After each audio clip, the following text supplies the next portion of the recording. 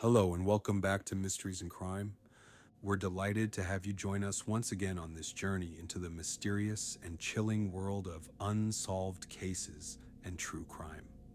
Mysteries and Crime is more than just a channel, it's a community for those who find themselves captivated by the shadows of the past and the enigmatic puzzles of human behavior.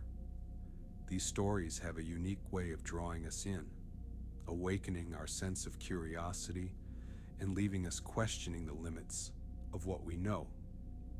If this is your first time here, or if you're a loyal follower of our tales, we encourage you to take a moment to support our channel.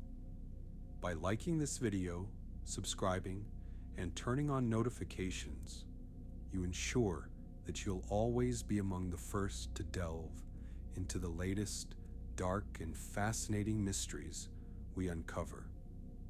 Tonight, we're diving into a case that has transcended its tragic beginnings to become one of the most infamous mysteries in history.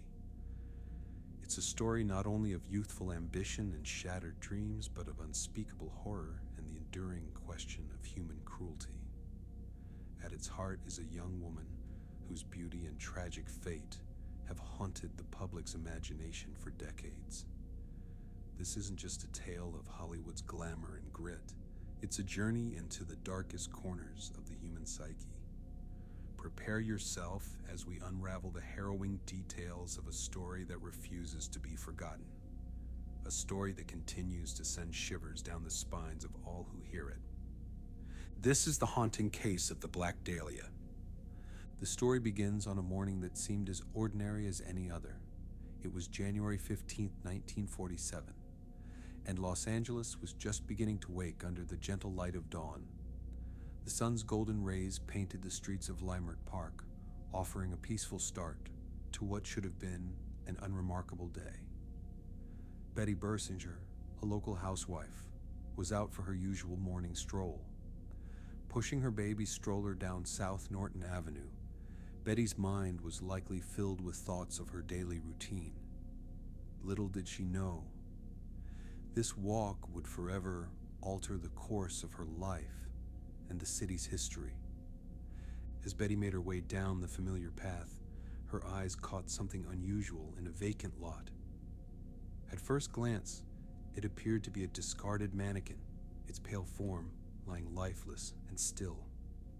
Curiosity drew her closer, her pace slowing as she approached. But as she neared the object, her steps faltered, and her breath caught in her throat. What she had taken for a mannequin was not lifeless plastic, but the mutilated body of a young woman.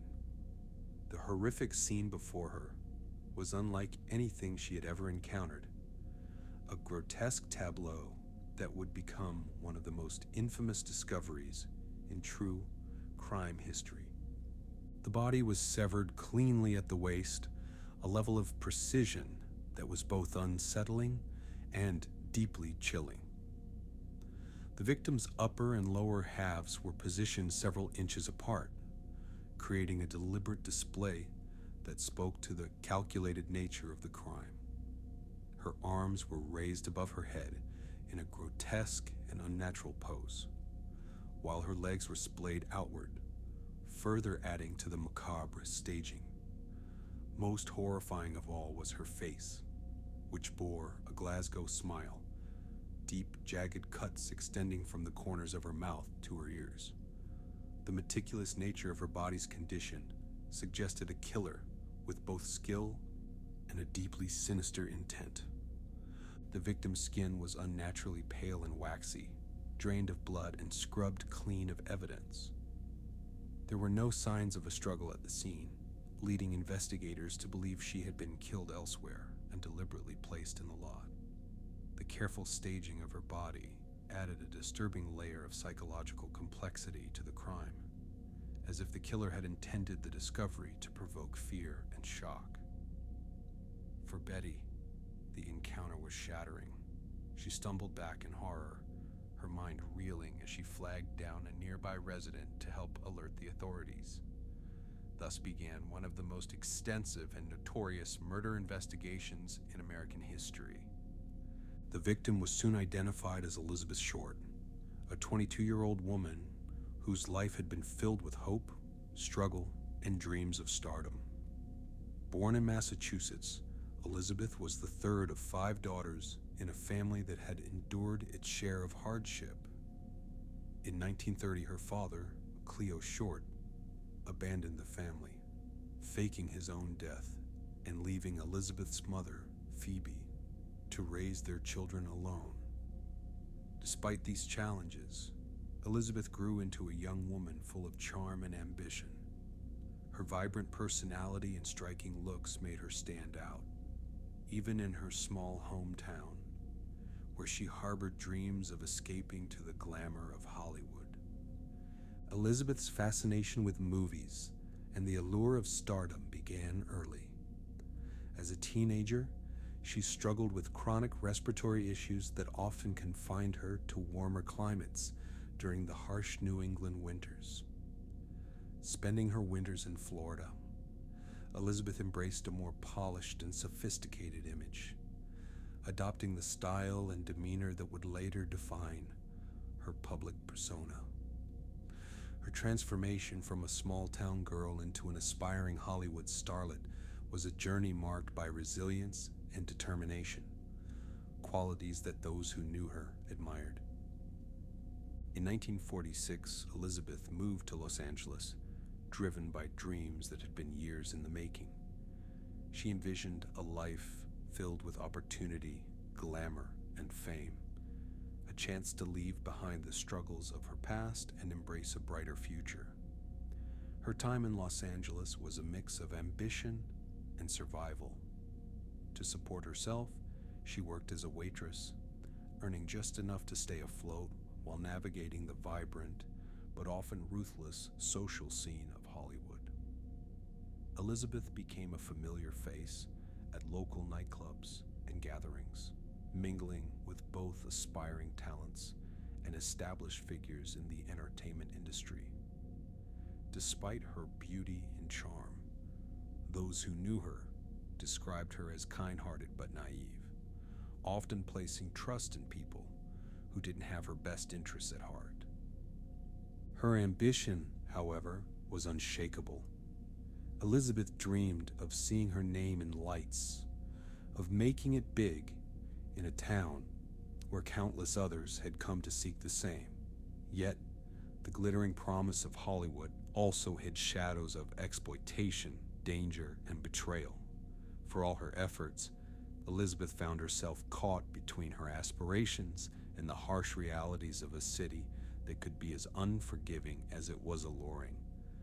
The discovery of her body sent shockwaves through Los Angeles, igniting a media frenzy unlike anything the city had seen before. The gruesome details of her murder dominated headlines, and the press quickly christened her the Black Dahlia. The nickname itself was a creation of the media, inspired by her striking black attire, and possibly influenced by the recent film noir, The Blue Dahlia. The name, while memorable, further distanced Elizabeth from her humanity, reducing her to a symbol of mystery and tragedy rather than a young woman with a story of her own. News outlets competed to provide the most sensationalized accounts of her life and death, often distorting or fabricating details to captivate readers. Some reports painted her as a femme fatale, a mysterious and dangerous beauty entangled in illicit affairs. Others speculated that she was linked to organized crime, or even involved in secretive operations as an informant. Behind these headlines, however, was a real person, a daughter, a sister, and a woman whose family was left to grapple with unimaginable grief and loss. Elizabeth's mother, Phoebe, bore the brunt of this tragedy in a particularly cruel way. Reporters contacted her under the false pretense that Elizabeth had won a beauty contest, only to reveal the horrifying truth moments later. The shock and heartbreak were overwhelming, and Phoebe chose to retreat from the public eye, avoiding the relentless media spotlight. that sought to exploit her pain. For her, the loss was deeply personal, a wound that no amount of public attention or speculation could ever heal. The Los Angeles Police Department faced immense pressure to solve the case, and their efforts were both exhaustive and unprecedented. More than 750 officers were assigned to the investigation, a massive undertaking that saw detectives piecing together every fragment of Elizabeth's final days. Over 150 suspects were interviewed, and witnesses came forward with accounts of seeing Elizabeth at various locations in the days leading up to her death. One of the most intriguing leads came from a man who claimed to have seen Elizabeth at a diner just 2 nights before her body was discovered. He described her as quiet, withdrawn, and seemingly nervous, accompanied by a man whose description didn't match any of the known suspects. This sighting added another layer of mystery to her final days, raising more questions than answers. Was this man a friend, a stranger, or perhaps the one who would later end her life? The last confirmed sighting of Elizabeth placed her at the Cecil Hotel on January the 9th, 1947, where she was seen leaving with a man described as clean-cut and in his 30s. This clue, while significant, ultimately led nowhere.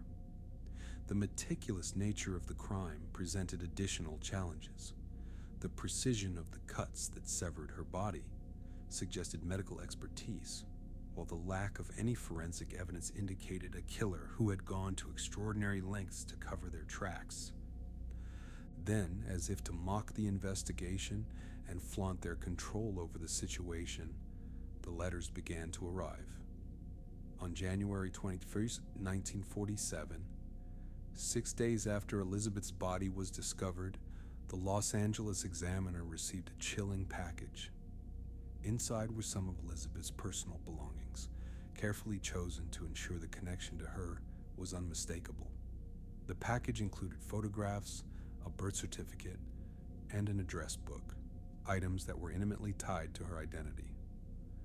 Along with these objects was a note pieced together from cutout letters, a haunting and calculated gesture that read, "Here is Dahlia's belongings, letter to follow." The meticulous nature of the package was deeply unsettling. Every item had been wiped clean with gasoline, erasing any potential fingerprints or forensic evidence. This act wasn't merely an attempt to avoid detection. It was a deliberate message. The sender was playing a game, taunting the authorities and demonstrating their control over the narrative. The package was as much a psychological attack as it was a physical clue, a chilling reminder that the killer was watching and reveling in the chaos they had created. The arrival of the package plunged the investigation into deeper turmoil. Detectives worked tirelessly to trace its origins, but the calculated care with which it had been prepared left them with no tangible leads. As days turned into weeks, the case continued to dominate headlines, and public interest only grew more intense. Tips and sightings flooded in, each promising answers, but often leading nowhere. In the months that followed, the LAPD was inundated with confessions, some from attention seekers craving notoriety, others from individuals driven by guilt or delusion. Of the hundreds of confessions received, most were quickly dismissed as hoaxes. Still, each claim had to be thoroughly investigated, further stretching the resources of an already overwhelmed police department. The sheer volume of false leads became a case study in the darker side of human behavior, how tragedy could attract those eager to exploit it for personal gain. Among the many suspects investigated, one name would emerge years later as the most infamous: Dr. George Hodel. A prominent Los Angeles physician, Hodel was a man whose life was a study in contradictions. On the surface, he was a respected figure in the medical community, a man of wealth and influence. Yet beneath that facade lay a troubling history of alleged abuse, manipulation, and a fascination with the macabre. Hodell's potential connection to the Black Dahlia murder gained traction decades later when his son, Steve Hodell, a retired LAPD detective, began to suspect his father's involvement. Steve's investigation unearthed a trove of circumstantial evidence that painted a chilling picture. George Hodell's medical expertise matched the surgical precision required to sever Elizabeth's body. His ties to the art world, particularly the surrealist movement, revealed an unsettling interest in themes of dismemberment and grotesque imagery. Even more disturbingly, Steve discovered photographs among his father's possessions that appeared to resemble Elizabeth, further deepening his conviction. While the evidence was compelling, it remained circumstantial, and George Hodell himself had long since passed away, taking any secrets he held to the grave. To this day, the theory remains one of the most debated aspects of the case, with supporters and skeptics fiercely arguing its merits. Other suspects also garnered significant attention, though none with the same lasting impact. Mark Hansen, a nightclub owner who allegedly had ties to Elizabeth, was investigated, but ultimately cleared of involvement. Another suspect, Leslie Dillon, was a bellhop whose suspicious knowledge of the crime initially raised red flags. Despite his peculiar behavior, no concrete evidence linked him to the murder. Theories of a serial killer also emerged, connecting Elizabeth's death to other unsolved cases in Los Angeles, but these too remained unproven. As the years passed, the Black Dahlia case became less of a murder investigation and more of a cultural phenomenon. Elizabeth's short story inspired countless books, films, and documentaries, each offering its own interpretation of the events and presenting new theories about the identity of her killer. These retellings cemented her place in the annals of true crime history, but they also risked overshadowing the person she was in life, a young woman full of hopes and dreams. Elizabeth's murder remains an enduring mystery, a symbol of the dark side of Hollywood and the human fascination with the macabre. For all the speculation, the truth about her death remains as elusive as ever. The unanswered questions and the lack of closure serve as a haunting reminder of the fragility of justice and the enduring power of unsolved mysteries to captivate the human imagination. Thank you for joining us on Mysteries in Crime. If this story intrigued you, please take a moment to like this video, subscribe to our channel, and turn on notifications to stay updated with our latest uploads. Your support allows us to continue exploring the hidden stories and unsolved cases that shape our understanding of the world. Stay curious, stay safe, and we'll see you next time.